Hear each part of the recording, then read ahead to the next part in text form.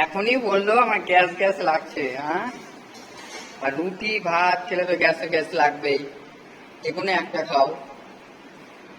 হ্যাঁ, এই যে মা দেখো কি করছে।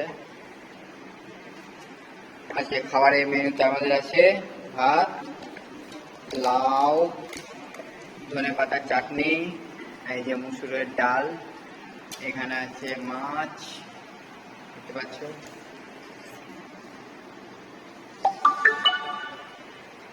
আখি আর ভোমরের, পাগলির অবস্থা দেখো। এই যার একটা পাগলি আসছে আমাদের পেলে পাগলি, পড়াশোনা বাদ দিয়ে এগুলোই করে। দেখো টিউশন যাবে না বলে কাঁদছে আজকে, কাঁদছে। দেখো টিউশন যাবে না, অবশ্যই অবশ্যই অবশ্যই।